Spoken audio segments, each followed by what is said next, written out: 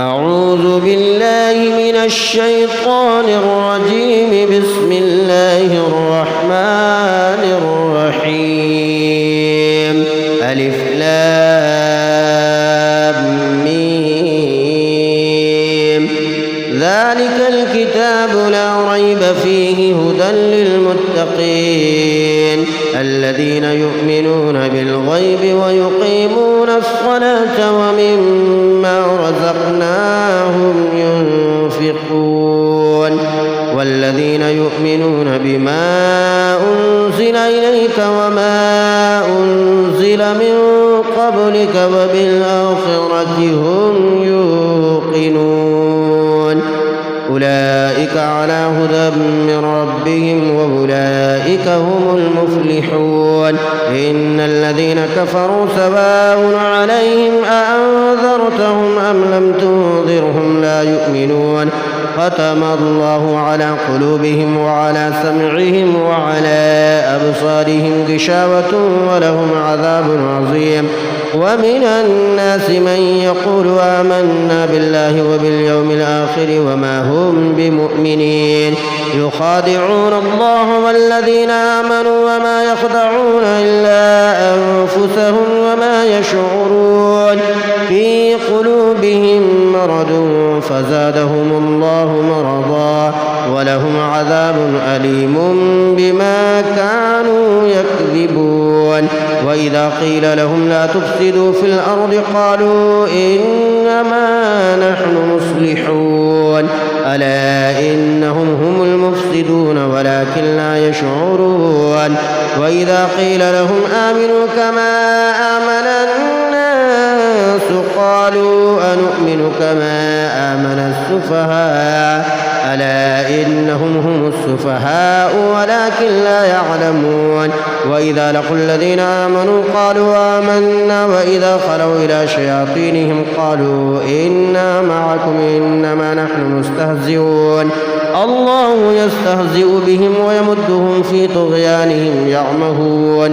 أولئك الذين اشتروا الضلالة بالهدى فما ربحت تجارتهم وما كانوا مهتدين. مثلهم كمثل الذي استوقد نارا فلما أضاءت ما حوله ذهب الله بنورهم وتركهم في ظلمات لا يبصرون. صم بكم عمي فهم لا يرجعون. أو كصيب من السماء فيه ظلمات ورعد وبرق يجعلون أصابعهم في آذانهم من الصواعق حذر الموت والله محيط بالكافرين. يكاد البرق يخطف أبصارهم كلما أضاء لهم مشوا فيه وإذا أظلم عليهم قاموا ولو شاء الله لذهب بسمعهم وأبصارهم إن الله على كل شيء قدير. يا أيها الناس اعبدوا ربكم الذي خلقكم والذين من قبلكم لعلكم تتقون الذي جعل لكم الأرض فراشا والسماء بناء وأنزل من السماء ماء فأخرج به من الثمرات رزقا لكم فلا تجعلوا لله أندادا وأنتم تعلمون. وإن كنتم في ريب مما نزلنا على عبدنا فأتوا بسورة من مثله وادعوا شهداءكم من دون الله إن كنتم صادقين. فإن لم تفعلوا ولم تفعلوا فاتقوا النار التي وقودها الناس والحجارة أعدت للكافرين. وبشر الذين آمنوا وعملوا الصالحات أن لهم جنات تجري من تحتها الأنهار كلما رزقوا منها من ثمرة رزقا قالوا هذا الذي رزقنا من قبل وأتوا به متشابها ولهم فيها أزواج مطهرة وهم فيها خالدون.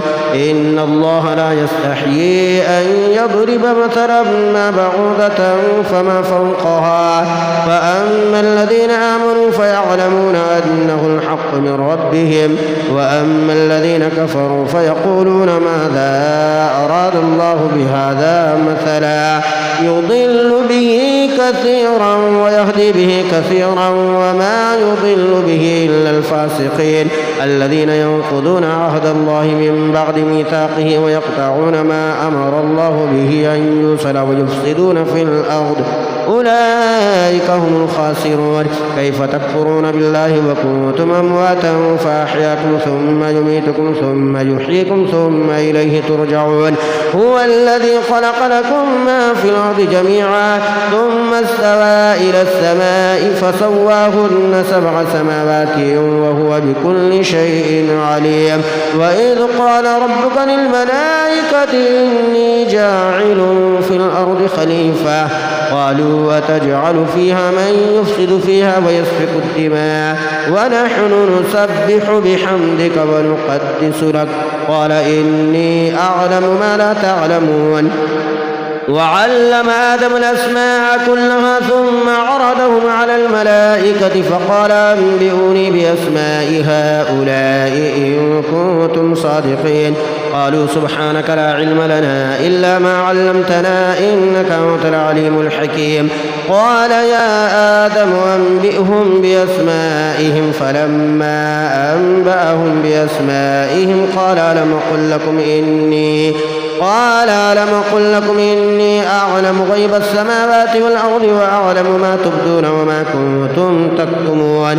وإذ قلنا للملائكة اسجدوا لآدم فسجدوا إلا إبليس أبى واستكبر وكان من الكافرين.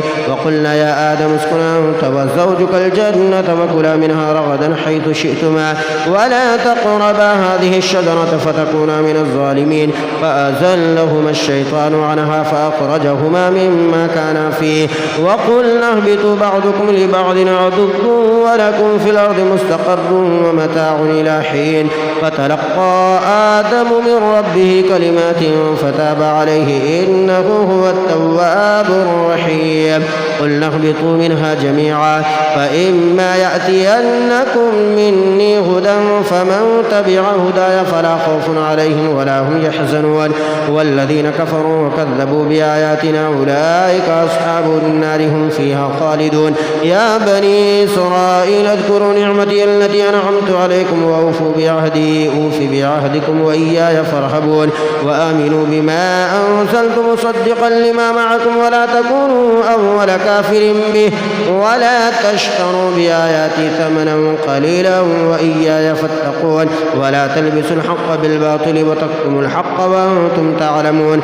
وأقيموا الصلاة وآتوا الزكاة واركعوا مع الراكعين. أتأمرون الناس بالبر وتنسون أنفسكم وأنتم تتلون الكتاب فلا تعقلون. واستعينوا بالصبر والصلاة وإنها لكبيرة إلا على الخاشعين الذين يظنون أنهم ملاقو ربهم وأنهم إليه راجعون. يا بني إسرائيل اذكروا نعمتي التي أنعمت عليكم وأني فضلتكم على العالمين. واتقوا يوما لا تجزي نفس عن نفس شيئا ولا يقبل منها شفاعة ولا يؤخذ منها عدل ولا هم ينصرون. وإذ نجيناكم من آل فرعون يسومونكم سوء العذاب يذبحون أبناءكم ويستحيون نساءكم وفي ذلكم بلاء من ربكم عظيم. وإذ فرقنا بكم البحر فأنجيناكم وأغرقنا آل فرعون وأنتم تنظرون.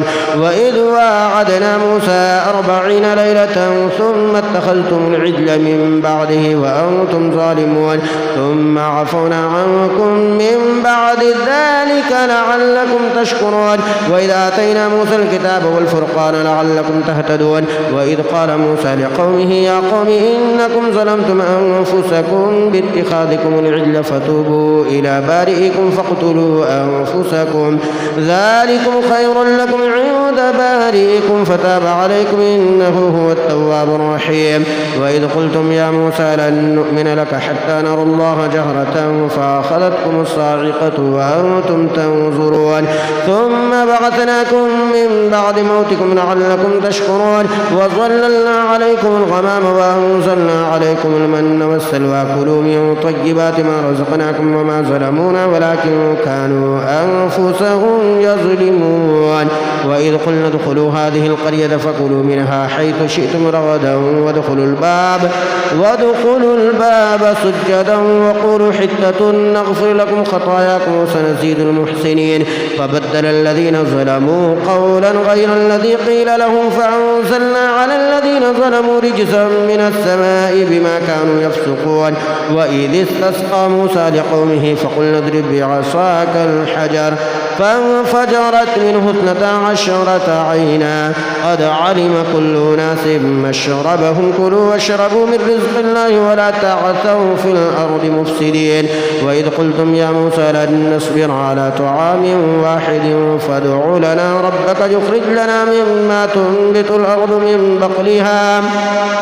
من بقلها وقثائها وفومها وعدسها وبصلها قال تستبدلون الذي هو أدنى بالذي هو خير اهبطوا مصرا فإن لكم ما سألتم وضربت عليهم الذلة والمسكنة وباءوا بغضب من الله ذلك بأنهم كانوا يكفرون بآيات الله ويقتلون النبيين بغير الحق ذلك بما عصوا وكانوا يعتدون. إن الذين آمنوا والذين هادوا والنصارى والصابئين من آمن بالله واليوم الآخر وعمل صالحا فلهم أجرهم عند ربهم ولا خوف عليهم ولا هم يحزنون. وإذا أخذنا ميثاقكم ورفعنا فوقكم الطور خذوا ما آتيناكم بقوة واذكروا ما فيه لعلكم تتقون ثم توليتم من بعد ذلك فلولا فضل الله عليكم ورحمته لكنتم من الخاسرين. ولقد علمتم الذين اعتدوا منكم في السبت فقلنا لهم كونوا قردة خاسئين فجعلناها نكالا لما بين يديها وما خلفها وموعظة للمتقين. وإذ قال موسى لقومه إن الله يأمركم أن تذبحوا بقرة قالوا أتتخذنا هزوا قال أعوذ بالله أن أكون من الجاهلين. قالوا ادع لنا ربك يبين لنا ما هي قال إنه يقول إنها بقرة لا فارض ولا بكر عوان بين ذلك ففعلوا ما تؤمرون. قالوا ادع لنا ربك يبين لنا ما لونها قال إنه يقول إنها بقرة صفراء فاقع لونها تسر الناظرين. قالوا ادع لنا ربك يبين لنا ما هي إن البقرة شابه علينا وإنا إن شاء الله لمهتدون. قال إنه يقول إنها بقرة لا ذلول تثير الأرض ولا تسقي الحرث مسلمة لا شية فيها. قالوا الآن جئت بالحق فذبحوها وما كادوا يفعلون. وإذ قتلتم نفسا فادارأتم فيها والله مخرج ما كنتم تكتمون. فقلنا اضربوه ببعضها كذلك يحيي الله الموتى ويريكم آياته لعلكم تعقلون. ثم قست قلوبكم من بعد ذلك فهي كالحجارة أو أشد قسوة. وإن من الحجارة لما يتفجر منه الأنهار وإن منها لما يشقق فيخرج منه الماء وإن منها لما يهبط من خشية الله وما الله بغافل عما تعملون. أفتطمعون أن يؤمنوا لكم وقد كان فريق منهم يسمعون كلام الله ثم يحرفونه من بعد ما قالوه وهم يعلمون. وإذا لقوا الذين آمنوا قالوا آمنا وإذا خلا بعضهم إلى بعض قالوا أتحدثونهم بما فتح الله عليكم ليحاجوكم به عند ربكم أفلا تعقلون. أولا يعلمون أن الله يعلم ما يسرون وما يعلنون. ومنهم أميون لا يعلمون الكتاب إلا أماني وإنهم إلا يظنون. فويل للذين يكتبون الكتاب بأيديهم ثم يقولون هذا من عند الله ليشتروا به ثمنا قليلا فويل لهم مما كتبت أيديهم وويل لهم مما يكسبون. وقالوا لن تمسنا النار إلا أياما معدودة قل اتخذتم عند الله عهدا فلن يخلف الله عهده أم تقولون على الله ما لا تعلمون بلى من كسب سيئة وأحاطت به خطيئته فأولئك أصحاب النار هم فيها خالدون والذين آمنوا وعملوا الصالحات أولئك أصحاب الجنة هم فيها خالدون وإذا أخذنا ميثاق بني إسرائيل لا تعبدون إلا الله وبالوالدين إحسانا وذي القربى واليتامى والمساكين وقولوا للناس حسنا وأقيموا الصلاة وآتوا الزكاة ثم توليتم إلا قليلا منكم وأنتم معرضون وإذا أخذنا ميثاقكم لا تسفكون دماءكم ولا تخرجون أنفسكم من دياركم ثم أقررتم وأنتم تشهدون ثم أنتم هؤلاء تقتلون أنفسكم وتخرجون فريقا منكم من ديارهم تظاهرون عليهم بالإثم والعدوان وإن يأتوكم أسارى تفادوهم وهو محرم عليكم إخراجهم أفتؤمنون ببعض الكتاب وتكفرون ببعض فما جزاء من يفعل ذلك منكم إلا خزي في الحياة الدنيا ويوم القيامة يردون إلى أشد العذاب وما الله بغافل عما تعملون أولئك الذين اشتروا الحياة الدنيا بالآخرة فلا يخفف عنهم العذاب ولا هم ينصرون ولقد آتينا موسى الكتاب وقفينا من بعده بالرسل وآتينا عيسى ابن مريم البينات وأيدناه بروح القدس أفكلما جاءكم رسول بما لا تهوى أنفسكم استكبرتم ففريقا كذبتم وفريقا تقتلون وقالوا قلوبنا غلف بل لعنهم الله بكفرهم فقليلا ما يؤمنون ولما جاءهم كتاب من عند الله مصدق لما معهم وكانوا من قبل يستفتحون على الذين كفروا فلما جاءهم ما عرفوا كفروا به فلعنة الله على الكافرين بئس ما اشتروا به أنفسهم أن يكفروا بما أنزل الله بغيا أن ينزل الله من فضله على من يشاء من عباده فباءوا بغضب على غضب وللكافرين عذاب مهين وإذا قيل لهم آمنوا بما أنزل الله قالوا نؤمن بما أنزل علينا ويكفرون بما وراءه وهو الحق مصدقا لما معهم قل فلم تقتلون أنبياء الله من قبل إن كنتم مؤمنين ولقد جاءكم موسى بالبينات ثم اتخذتم العجل من بعده وأنتم ظالمون وإذا أخذنا ميثاقكم ورفعنا فوقكم الطور خذوا ما آتيناكم بقوة واسمعوا قالوا سمعنا وعصينا وأشربوا في قلوبهم العجل بكفرهم قل بئس ما يأمركم به إيمانكم إن كنتم مؤمنين قل إن كانت لكم الدار الآخرة عند الله خالصة من دون الناس فتمنوا الموت إن كنتم صادقين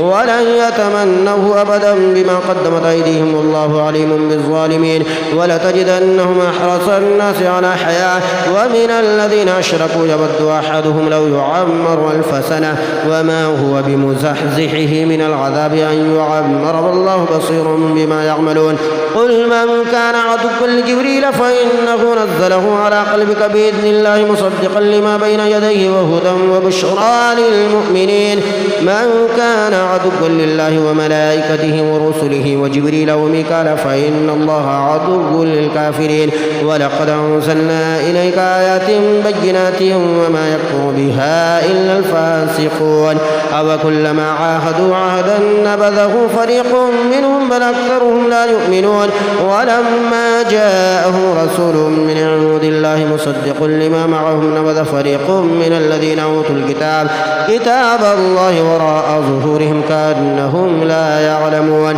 واتبعوا ما تتلو الشياطين على ملك سليمان وما كفر سليمان ولكن الشياطين كفروا يعلمون الناس السحر وما أنزل على الملكين ببابل هاروت وماروت وما يعلمان من أحد حتى يقولا إنما نحن فتنة فتنة فلا تكفر فيتعلمون منهما ما يفرقون به بين المرء وزوجه وما هم بضارين به من أحد إلا بإذن الله ويتعلمون ما يضرهم ولا ينفعهم ولقد علموا لمن اشتراه ما له في الآخرة من خلاق ولبئس ما شروا به أنفسهم لو كانوا يعلمون ولو أنهم آمنوا واتقوا لمثوبة من عند الله خير لو كانوا يعلمون يا أيها الذين آمنوا لا تقولوا راعنا وقولوا انظرنا واسمعوا وللكافرين عذاب أليم ما يود الذين كفروا من أهل الكتاب ولا المشركين أن ينزل عليكم من خير من ربكم والله يختص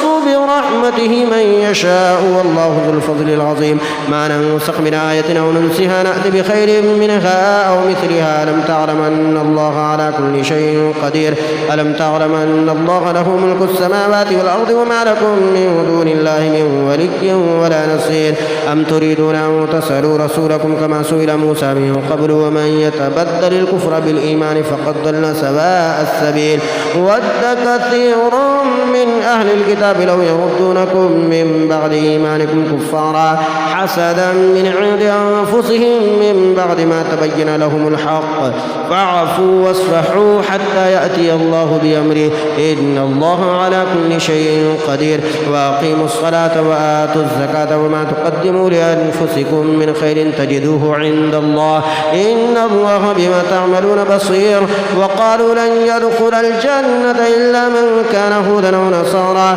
تلك أمانيهم قل هاتوا برهانكم إن كنتم صادقين بلى من أسلم وجهه لله وهو محسن فله أجره عند ربه ولا خوف عليهم ولا هم يحزنون وقالت اليهود ليست النصارى على شيء وقالت النصارى ليست اليهود على شيء وهم يتلون الكتاب كذلك قال الذين لا يعلمون مثل قولهم فالله يحكم بينهم يوم القيامة فيما كانوا فيه يختلفون ومن أظلم ممن منع مساجد الله أن يذكر فيها اسمه وسعى في خرابها أولئك ما كان لهم أن يدخلوها إلا خائفين لهم في الدنيا خزي ولهم في الآخرة عذاب عظيم ولله المشرق والمغرب فأينما تولوا فثم وجه الله إن الله واسع عليم وقالوا اتخذ الله ولدا سبحانه بل له ما في السماوات والأرض كل له قانتون بديع السماوات والأرض وإذا قضى أمرا فإنما يقول له كن فيكون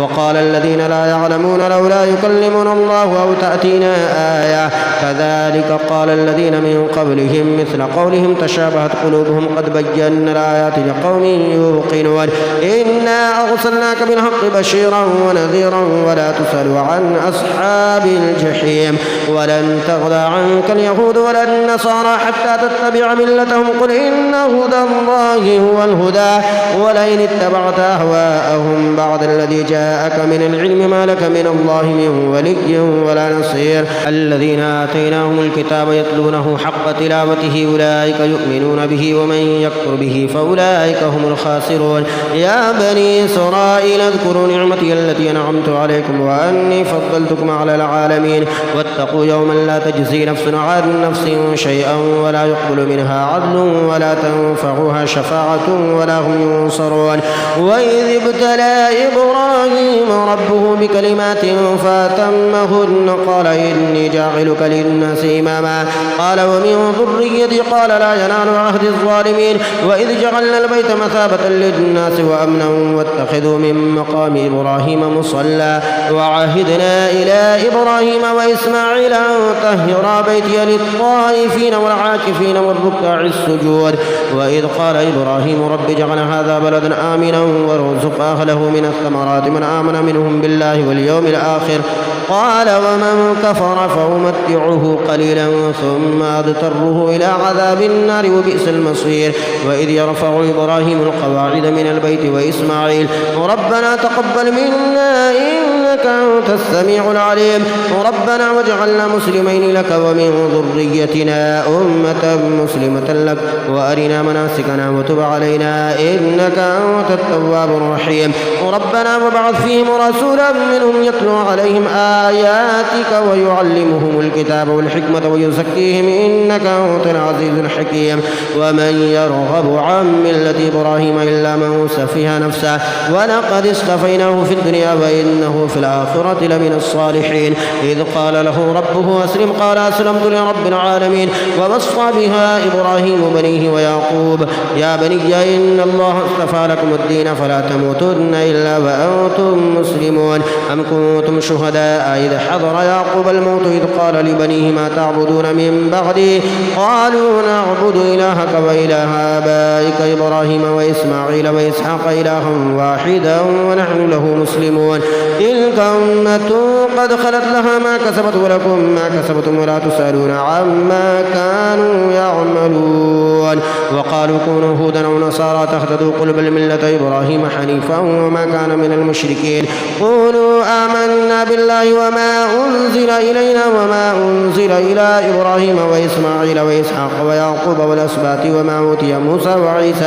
وعيسى وما أوتي النبيون من ربهم لا نفرق بين أحد منهم ونحن له مسلمون فإن آمنوا بمثل ما آمنتم به فقد اهتدوا وإن تولوا فإنما هم في شقاق فسيكفيكهم الله وهو السميع العليم صبغة الله ومن أحسن من الله صبغة ونحن له عابدون قل أتحاجوننا في الله وهو ربنا وربكم ولنا أعمالنا ولكم أعمالكم ونحن له مخلصون أم تقولون إن إبراهيم وإسماعيل وإسحاق ويعقوب والأسباط كانوا هودا أو نصارى قل أأنتم أعلم أم الله ومن أظلم ممن كتم شهادة عنده من الله وما الله بغافل عما تعملون تلك أمة قد خلت لها ما كسبت ولكم ما كسبتم ولا تسألون عما كانوا يعملون سيقول السفهاء من الناس ما ولاهم عن قبلتهم التي كانوا عليها قل لله المشرق والمغرب يهدي من يشاء إلى صراط مستقيم وكذلك جعلناكم أمة وسطا لتكونوا شهداء على الناس ويكون الرسول عليكم شهيدا وما جعلنا القبلة التي كنت عليها إلا لنعلم من يتبع الرسول ممن ينقلب على عقبيه وإن كانت لكبيرة إلا على الذين هدى الله وما كان الله ليضيع إيمانكم إن الله بالناس لرؤوف رحيم قد نرى تقلب وجهك في السماء فلنولينك قبلة ترضاها فول وجهك شطر المسجد الحرام وحيث ما كنتم فولوا وجوهكم شطره وإن الذين أوتوا الكتاب لا يعلمون أنه الحق من ربهم وما الله بغافل عما يعملون ولئن أتيت الذين أوتوا الكتاب بكل آية ما تبعوا قبلتك وما أنت بتابع قبلتهم وما بعضهم بتابع قبلة بعد ولئن اتبعت أهواءهم من بعد ما جاءك من العلم إنك إذا لمن الظالمين الذين آتيناهم الكتاب يعرفونه كما يعرفون أبناءهم وإن فريقا منهم لا يكتمون الحق وهم يعلمون الحق من ربك فلا تكونن من الممترين ولكل وجهة هو موليها فاستبقوا الخيرات أينما تكونوا يأتي بكم الله جميعا إن الله على كل شيء قدير ومن حيث خرجت فول وجهك شطر المسجد الحرام وإنه للحق من ربك وما الله بغافل عما تعملون ومن حيث خرجت فول وجهك شطر المسجد الحرام وحيث ما كنتم فولوا وجوهكم شطره لئلا يكون للناس عليكم حجة إلا الذين ظلموا منهم فلا تخشوهم واخشوني وليتم نعمتي عليكم ولعلكم تهتدون وما أرسلنا فيكم رسولا منكم يتلو عليكم آياتنا ويزكيكم ويعلمكم الكتاب والحكمة ويعلمكم ما لم تكونوا تعلمون فاذكروني أذكركم واشكروا لي بالرسل ولا تكفرون. يا أيها الذين آمنوا استعينوا بالصبر والصلاة إن الله مع الصابرين. ولا تقولوا لمن يقتل في سبيل الله أموات بل أحياء ولكن لا تشعرون. ولنبلونكم بشيء من الخوف والجوع ونقص من الأموال والأنفس والثمرات وبشر الصابرين الذين إذا أصابتهم مصيبة قالوا إنا لله وإنا إليه راجعون. أولئك عليهم صلوات من ربهم ورحمة وأولئك هم المهتدون. إن الصفا والمروة من شعائر الله فمن حج البيت أو اعتمر فلا جناح عليه أن يطوف بهما ومن تطوع خيرا فإن الله شاكر عليم. إن الذين يكتمون ما أنزلنا من البينات والهدى من بعد ما بيناه للناس في الكتاب أولئك يلعنهم الله ويلعنهم اللاعنون إلا الذين تابوا وأصلحوا وبينوا فأولئك أتوب عليهم وأنا التواب الرحيم. إن الذين كفروا وماتوا وهم كفار أولئك عليهم لعنة الله والملائكة والناس أجمعين خالدين فيها لا يخفف عنهم العذاب ولا هم ينظرون. وإلهكم إله واحد لا إله إلا هو الرحمن الرحيم. إن في خلق السماوات والأرض واختلاف الليل والنهار والفلك التي تجري في البحر بما ينفع الناس وما أنزل الله من السماء من ماء فأحيا به الأرض بعد موتها وبث فيها من كل دابة وتصريف الرياح والسحاب المسخر بين السماء والأرض لآيات لقوم يعقلون. ومن الناس من يتخذ من دون الله أندادا يحبونهم كحب الله والذين آمنوا أشد حبا لله ولو يرى الذين ظلموا إذ يرون العذاب أن القوة لله جميعا وأن الله شديد العذاب إذ تبرأ الذين اتبعوا من الذين اتبعوا ورأوا العذاب وتقطعت بهم الأسباب. وقال الذين اتبعوا لو أن لنا كرة فنتبرأ منهم كما تبرأوا منا كذلك يريهم الله أعمالهم حسرات عليهم وما هم بخارجين من النار. يا أيها الناس كلوا مما في الأرض حلالا طيبا ولا تتبعوا خطوات الشيطان إنه لكم عدو مبين. إنما يأمركم بالسوء والفحشاء وأن تقولوا على الله ما لا تعلمون. وإذا قيل لهم اتبعوا ما أنزل الله قالوا بل نتبع ما ألفينا عليه آباءنا ولو كان آباؤهم لا يعقلون شيئا ولا يهتدون. ومثل الذين كفروا كمثل الذي ينعق بما لا يسمع إلا دعاء ونداء صم بكم عمي فهم لا يعقلون. يا أيها الذين آمنوا كلوا من طيبات ما رزقناكم واشكروا لله إن كنتم إياه تعبدون. إنما حرم عليكم الميتة والدم ولحم الخنزير وما أهل به لغير الله فمن اضطر غير باغ ولا عاد فلا إثم عليه إن الله غفور رحيم. إن الذين يكتمون ما أنزل الله من الكتاب ويشترون به ثمنا قليلا أولئك ما يأكلون في بطونهم إلا النار ولا يكلمهم الله يوم القيامة ولا يزكيهم ولهم عذاب أليم. أولئك الذين اشتروا الضلالة بالهدى والعذاب بالمغفرة فما أصبرهم على النار ذلك بأن الله نزل الكتاب بالحق وإن الذين اختلفوا في الكتاب لفي شقاق بعيد. ليس البر أن تولوا وجوهكم قبل المشرق والمغرب ولكن البر من آمن بالله واليوم الآخر والملائكة والكتاب والنبيين وآتى المال على حبه ذوي القربى واليتامى والمساكين ومن السبيل والسائلين وفي الرقاب وأقام الصلاة وآتى الزكاة والموفون بعهدهم إذا عاهدوا والصابرين في البأساء والضراء وحين البأس أولئك الذين صدقوا وأولئك هم المتقون. يا أيها الذين آمنوا كتب عليكم القصاص في القتلى الحر بالحر والعبد بالعبد والأنثى بالأنثى فمن عفي له من أخيه شيء فاتباع بالمعروف وأداء إليه بإحسان ذلك تخفيف من ربكم ورحمة فمن اعتدى بعد ذلك فله عذاب أليم. ولكم في القصاص حياة يا أولي الألباب لعلكم تتقون. كتب عليكم إذا حضر أحدكم الموت إن ترك خيرا الوصية للوالدين والأقربين بالمعروف حقا على المتقين فمن بدله بعدما سمعه فإنما إثمه على الذين يبدلونه إن الله سميع عليم. فمن خاف من موص جنفا أو إثما فأصلح بينهم فلا إثم عليه إن الله غفور رحيم.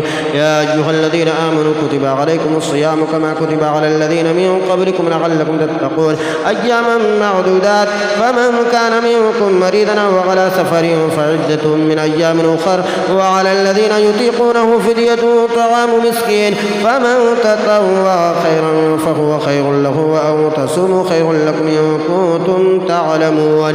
شهر رمضان الذي أنزل فيه القرآن هدى للناس وبينات من الهدى والفرقان فمن شهد منكم الشهر فليصم ومن كان مريضا أو على سفر فعدة من أيام أخر يريد الله بكم اليسر ولا يريد بكم العسر ولتكملوا العدة ولتكبروا الله على ما هداكم ولعلكم تشكرون. وإذا سألك عبادي عني فإني قريب أجيب دعوة الداعي إذا دعاني فليستجيبوا لي وليؤمنوا بي لعلهم يرشدون. أحل لكم ليلة الصيام الرفث إلى نسائكم هن لباس لكم وأنتم لباس لهن علم الله أنكم كنتم تختانون أنفسكم فتاب عليكم وعفى عنكم فالآن باشروهن وابتغوا ما كتب الله لكم وكلوا واشربوا حتى يتبين لكم الخيط الأبيض من الخيط الأسود من الفجر ثم أتموا الصيام إلى الليل ولا تباشروهن وأنتم عاكفون في المساجد تلك حدود الله فلا تقربوها كذلك يبين الله آياته للناس لعلهم يتقون. ولا تأكلوا أموالكم بينكم بالباطل وتدلوا بها إلى الحكام لتأكلوا فريقا من أموال الناس بالإثم وأنتم تعلمون. يسألونك عن الأهلة قل هي مواقيت للناس والحج وليس البر بأن تأتوا البيوت من ظهورها ولكن البر من اتقى وأتوا البيوت من أبوابها واتقوا الله لعلكم تفلحون. وقاتلوا في سبيل الله الذين يقاتلونكم ولا تعتدوا إن الله لا يحب المعتدين. وقتلوهم حيث ثقفتموهم وأخرجوهم من حيث أخرجوكم والفتنة أشد من القتل ولا تقاتلوهم عند المسجد الحرام حتى يقاتلوكم فيه فإن قاتلوكم فاقتلوهم كذلك جزاء الكافرين فإن انتهوا فإن الله غفور رحيم. وقاتلوهم حتى لا تكون فتنة ويكون الدين لله فإن انتهوا فلا عدوان إلا على الظالمين. الشهر الحرام بالشهر الحرام والحرمات قصاص فمن اعتدى عليكم فاعتدوا عليه بمثل ما اعتدى عليكم واتقوا الله واعلموا أن الله مع المتقين. وأنفقوا في سبيل الله ولا تلقوا بأيديكم إلى التهلكة وأحسنوا إن الله يحب المحسنين. وأتموا الحج والعمرة لله فإن أحسنتم فما استيسر من الهدي ولا تهلكوا رؤوسكم حتى يبلغ الهدي محله فمن كان منكم مريضا أو به أذى من رأسه ففدية من صيام أو صدقة أو نسك فإذا أمنتم فمن تمتع بالعمرة إلى الحج فما استيسر من الهدي فمن لم يجد فصيام 3 أيام في الحج و7 إذا رجعتم تلك 10 كاملة ذلك لمن لم يكن أهله حاضر المسجد الحرام واتقوا الله واعلموا أن الله شديد العقاب. الحج أشهر معلومات فمن فرض فيهن الحج فلا رفث ولا فسوق ولا جدال في الحج وما تفعلوا من خير يعلمه الله وتزودوا فإن خير الزاد التقوى واتقون يا أولي الألباب. ليس عليكم جناح أن تبتغوا فضلا من ربكم فإذا أفضتم من عرفات فاذكروا الله عند المشعر الحرام واذكروه كما هداكم وإن كنتم من قبله لمن الضالين. ثم أفيضوا من حيث أفاض الناس واستغفروا الله إن الله غفور رحيم. فإذا قضيتم مناسككم فاذكروا الله كذكركم آباءكم وأشد ذكرا فمن الناس من يقول ربنا آتنا في الدنيا وما له في الآخرة من خلاق ومنهم من يقول ربنا آتنا في الدنيا حسنة وفي الآخرة حسنة وقنا عذاب النار أولئك لهم نصيب مما كسبوا والله سريع الحساب. واذكروا الله في أيام معدودات فمن تعجل في يومين فلا إثم عليه ومن تأخر فلا إثم عليه لمن اتقاه واتقوا الله واعلموا أنكم إليه تحشرون. ومن الناس من يعجبك قوله في الحياة الدنيا ويشهد الله على ما في قلبه وهو ألد الخصام وإذا تولى سعى في الأرض ليفسد فيها ويهلك الحرث والنسل والله لا يحب الفساد. وإذا قيل له اتق الله أخذته العزة بالإثم فحسبه جهنم ولبئس المهاد. ومن الناس من يشري نفسه ابتغاء مرضات الله والله رؤوف بالعباد. يا أيها الذين آمنوا ادخلوا في السلم كافة ولا تتبعوا خطوات الشيطان إنه لكم عدو مبين. فإن زللتم من بعد ما جاءتكم البينات فاعلموا أن الله عزيز حكيم. هل ينظرون إلا أن يأتيهم الله في ظلل من الغمام والملائكة وقضي الأمر وإلى الله ترجع الأمور. سل بني إسرائيل كما آتيناهم من آية بينة ومن يبدل نعمة الله من بعد ما جاءته فإن الله شديد العقاب. زين للذين كفروا الحياة الدنيا ويسخرون من الذين آمنوا والذين اتقوا فوقهم يوم القيامة والله يرزق من يشاء بغير حساب. كان الناس أمة واحدة فبعث الله النبيين مبشرين ومنذرين وأنزل معهم الكتاب بالحق ليحكم بين الناس فيما اختلفوا فيه وما اختلف فيه إلا الذين أوتوه من بعد ما جاءتهم البينات بغيا بينهم فهدى الله الذين آمنوا لما اختلفوا فيه من الحق بإذنه والله يهدي من يشاء إلى صراط مستقيم. أم حسبتم أن تدخلوا الجنة ولما يأتكم مثل الذين خلوا من قبلكم مستهم البأساء والضراء وزلزلوا حتى يقول الرسول والذين آمنوا معه متى نصر الله ألا إن نصر الله قريب. يسألونك ماذا ينفقون قل ما أنفقتم من خير فللوالدين والأقربين واليتامى والمساكين وابن السبيل وما تفعلوا من خير فإن الله به عليم. كتب عليكم القتال وهو كره لكم وعسى أن تكرهوا شيئا وهو خير لكم وعسى أن تحبوا شيئا وهو شر لكم والله يعلم وأنتم لا تعلمون. يسألونك عن الشهر الحرام قتال فيه قل قتال فيه كبير وصد عن سبيل الله وكفر به والمسجد الحرام وإخراج أهله منه أكبر عند الله والفتنة أكبر من القتل ولا يزالون يقاتلونكم حتى يردوكم عن دينكم إن استطاعوا ومن يرتد منكم عن دينه فيمت وهو كافر فأولئك حبطت أعمالهم في الدنيا والآخرة وأولئك أصحاب النار هم فيها خالدون. إن الذين آمنوا والذين هاجروا وجاهدوا في سبيل الله أولئك يرجون رحمة الله والله غفور رحيم. يسألونك عن الخمر والميسر قل فيهما إثم كبير ومنافع للناس وإثمهما أكبر من نفعهما ويسألونك ماذا ينفقون قل العفو كذلك يبين الله لكم الآيات لعلكم تتفكرون في الدنيا والآخرة. ويسألونك عن اليتامى قل إصلاح لهم خير وإن تخالطوهم فإخوانكم والله يعلم المفسد من المصلح ولو شاء الله لأعنتكم إن الله عزيز حكيم.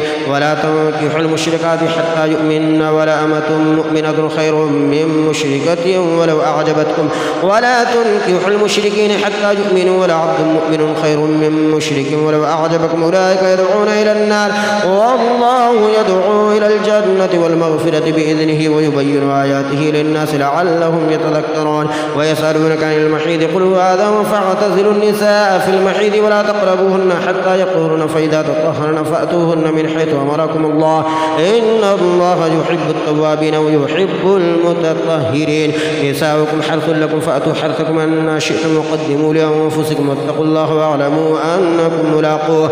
وبشر المؤمنين ولا تجعلوا الله عرضة لأيمانكم أن تبروا وتتقوا وتصلحوا بين الناس والله سميع عليم. لا يؤاخذكم الله باللغو في أيمانكم ولكن يؤاخذكم بما كسبت قلوبكم والله غفور حليم.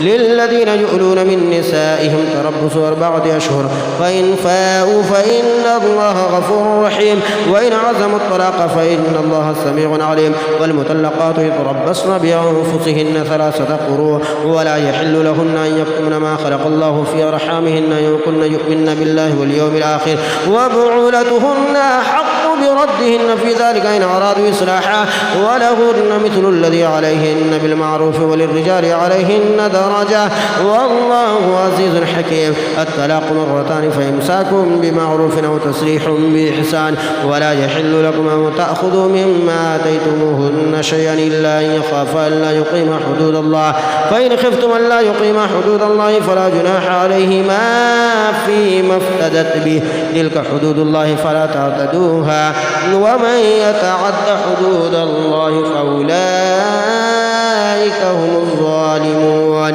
فإن طلقها فلا تحل له من بعد حتى تنكح زوجا غيره، فإن طلقها فلا جناح عليهما أن يتراجعا يوصلن أن يقيما حدود الله، وتلك حدود الله يبينها لقوم يعلمون.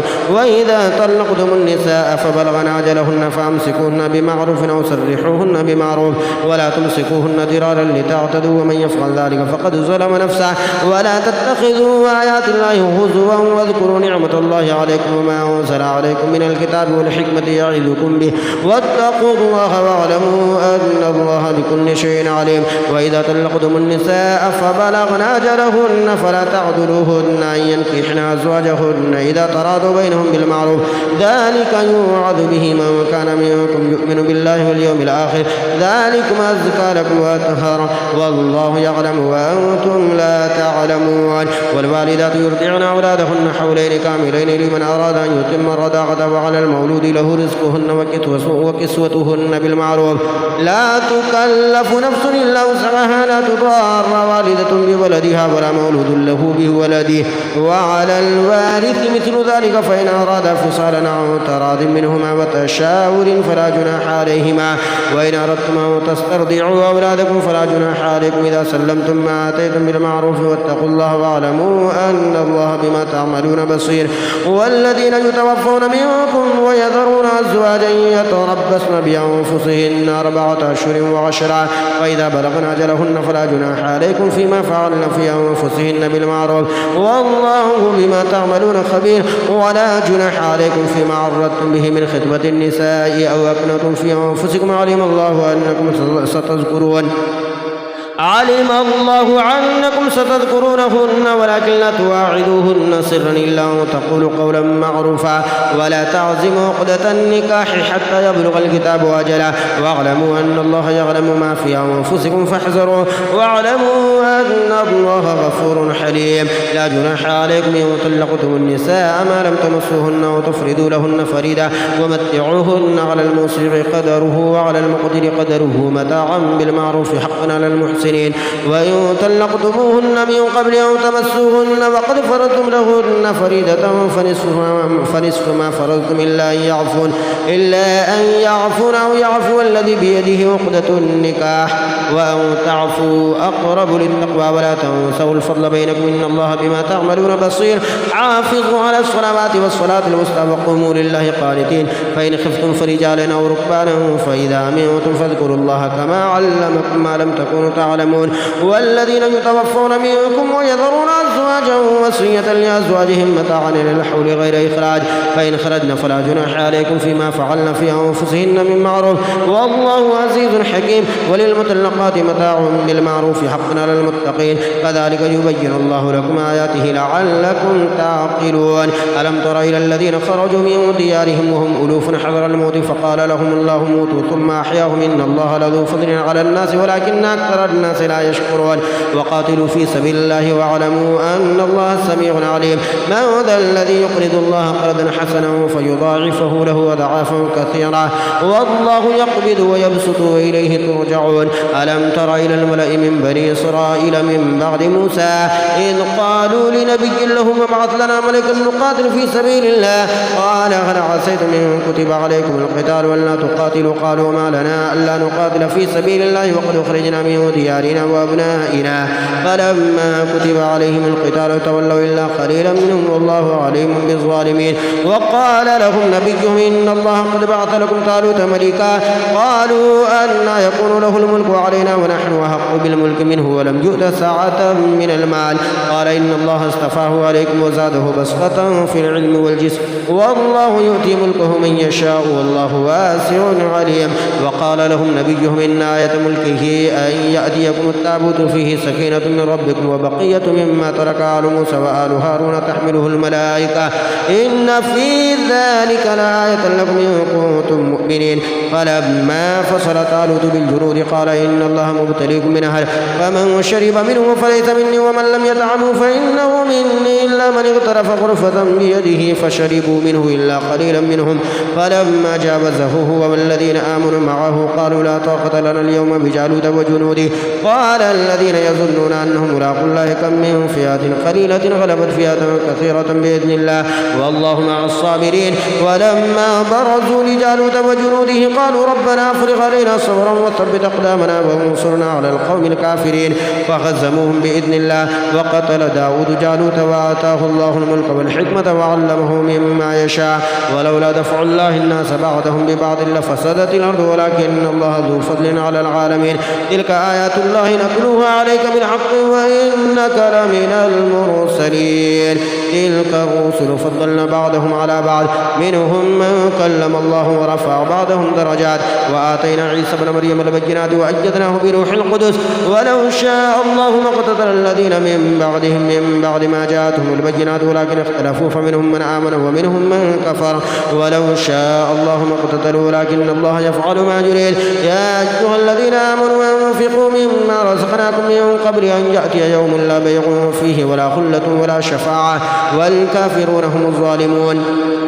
الله لا إله إلا هو الحي القيوم لا تأخذه سنة ولا نوم له ما في السماوات وما في الأرض ما هو ذا الذي يشفع عنده إلا بإذنه يعلم ما بين أيديهم وما خلفهم ولا يحيطون بشيء من علمه إلا بما شاء وسع كرسيه السماوات والأرض ولا يؤوده حفظهما وهو العلي العظيم. لا إكراه في الدين قد تبين الرشد من الغي فمن يكفر بالطاغوت ويؤمن بالله فقد استمسك بالعروة الوثقى لا انفصام لها والله سميع عليم. الله ولي الذين آمنوا يخرجهم من الظلمات إلى النور والذين كفروا أولياؤهم الطاغوت يخرجونهم من النور إلى الظلمات أولئك أصحاب النار هم فيها خالدون. ألم تر إلى الذي حاج إبراهيم في ربه أن آتاه الله الملك إذ قال إبراهيم ربي الذي يحيي ويميت قال أنا أحيي وأميت قال إبراهيم فإن الله يأتي بالشمس من المشرق فأت بها من المغرب فبهت الذي كفر والله لا يهدي القوم الظالمين. أو كالذي مر على قرية وهي خاوية على عروشها قال أنى يحيي هذه الله بعد موتها فأماته الله 100 عام ثم بعثه قال كم لبثت قال لبثت يوما أو بعض يوم قال بل لبثت 100 عام فانظر إلى طعامك وشرابك لم يتسنه وانظر إلى حمارك ولنجعلك آية للناس وانظر إلى العظام كيف ننشزها ثم نكسها لحما فلما تبين له قال أعلم أن الله على كل شيء قدير. وإذ قال إبراهيم ربي أرني كيف تحيي الموتى قال ولم تؤمن قال بلى ولكن ليطمئن قلبي قال فخذ 4 من الطير فصرهن إليك ثم جعل على كل جبل منهن جزءا ثم ادعوهن يأتينك سعيا واعلم أن الله عزيز حكيم. مثل الذين ينفقون أموالهم في سبيل الله كمثل حبة أنبتت 7 سنابل في كل سنبلة 100 حبة والله يضاعف لمن يشاء والله واسع عليم. الذين ينفقون أموالهم في سبيل الله ثم لا يتبعون ما أنفقوا منا ولا أذى لهم أجرهم عند ربهم ولا خوف عليهم ولا هم يحزنون. قول معروف ومغفرة خير من صدقة يتبعها هذا والله غني حليم. يا أيها الذين آمنوا لا تبطلوا صدقاتكم بالمن والأذى كالذي ينفق ماله رئاء الناس ولا يؤمن بالله واليوم الآخر فمثله كمثل صفوان عليه تراب فأصابه وابل فتركه صلدا لا يقدرون على شيء مما كسبوا والله لا يهدي القوم الكافرين. ومثل الذين ينفقون أموالهم ابتغاء مرضات الله وتثبيتا من أنفسهم كمثل جنة بربوة أصابها وابل فآتت أكلها ضعفين فإن لم يصبها وابل فتل والله بما تعملون بصير. أيود أحدكم أن تكون له جنة من نخيل وأعناب تجري من تحتها الأنهار له فيها من كل الثمرات وأصابه الكبر وله ذرية ضعفاء فأصابها إعصار فيه نار فاحترقت كذلك يبين الله لكم الآيات لعلكم تتفكرون. يا أيها الذين آمنوا أنفقوا من طيبات ما كسبتم ومما أخرجنا لكم من الأرض ولا تيمموا الخبيث منه تنفقون ولستم بآخذه إلا أن تغمضوا فيه واعلموا أن الله غني حميد. الشيطان يعدكم الفقر ويأمركم بالفحشاء والله يعدكم مغفرة منه وفضلا والله واسع عليم. يؤتي الحكمة من يشاء ومن يؤت الحكمة فقد أوتي خيرا كثيرا وما يذكر إلا أولو الألباب. وما أنفقتم من نفقة أو نذرتم من نذر فإن الله يعلم وما للظالمين من أنصار. إن تبدوا الصدقات فنعما هي وإن تخفوها وتؤتوها الفقراء فهو خير لكم ويكفر عنكم من سيئاتكم والله بما تعملون خبير. ليس عليك هداهم ولكن الله يهدي من يشاء وما تنفقوا من خير فلأنفسكم وما تنفقون إلا ابتغاء وجه الله وما تنفقوا من خير يوفى إليكم وأنتم لا تظلمون. للفقراء الذين حصروا في سبيل الله لا يستطيعون ضربا في الأرض يحسبهم الجاهل أغنياء من التعفف تعرفهم بسيماهم لا يسألون الناس إلحافا وما تنفقوا من خير فإن الله به عليم. الذين ينفقون أموالهم بالليل والنهار سرا وعلانية فلهم أجرهم عند ربهم ولا خوف عليهم ولا هم يحزنون. الذين يأكلون الربا لا يقومون إلا كما يقوم الذي يتخبطه الشيطان من المس ذلك بأنهم قالوا إنما البيع مثل الربا وأحل الله البيع وحرم الربا. فمن جاءه موعظة من ربه فانتهى فله ما سلف وأمره إلى الله ومن عاد فأولئك أصحاب النار هم فيها خالدون. يمحق الله الربا ويربي الصدقات والله لا يحب كل كفار أثيم. إن الذين آمنوا وعملوا الصالحات وأقاموا الصلاة وآتوا الزكاة لهم أجرهم عند ربهم ولا خوف عليهم ولا هم يحزنون. يا أيها الذين آمنوا اتقوا الله وذروا ما بقي من الربا إن كنتم مؤمنين فإن لم تفعلوا فأذنوا بحرب من الله ورسوله وإن تبتم فلكم رؤوس أموالكم لا تظلمون ولا تظلمون.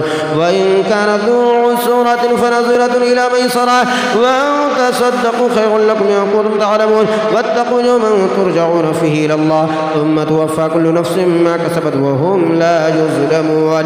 يا أيها الذين آمنوا إذا تداينتم بدين إلى أجل مسمى فاكتبوا ليكتب بينكم كاتب بالعدل ولا يأبى كاتب أن يكتب كما علمه الله فليكتب وليملل الذي عليه الحق وليتق الله ربه ولا يبخس منه شيئا.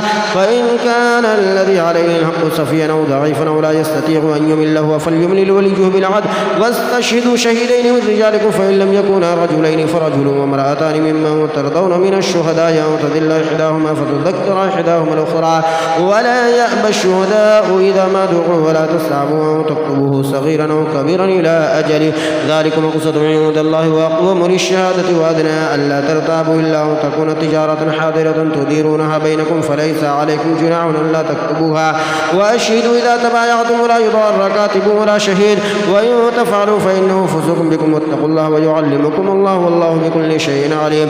وإن كنتم على سفر ولم تجدوا كاتبا فرهان مقبودا فإن أمن بعضكم بعضا فليؤدي الذي ائتمن أمانته وليتق الله ربه ولا تكتموا الشهادة ومن يكتمها فإنه آثم قلبه والله بما تعملون عليم. لله ما في السماوات وما في الأرض وإن تبدوا ما في أنفسكم أو تخفوه يحاسبكم به الله فيغفر لمن يشاء ويعذب من يشاء والله على كل شيء قدير.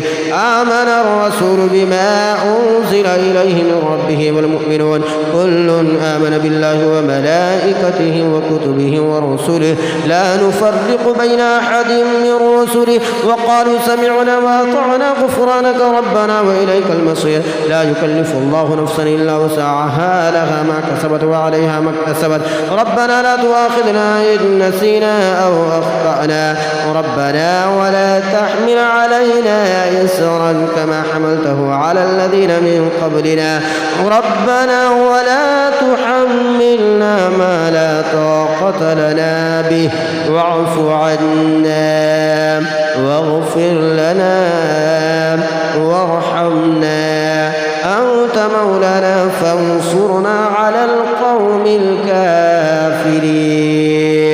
آمنت بالله صدق الله العظيم.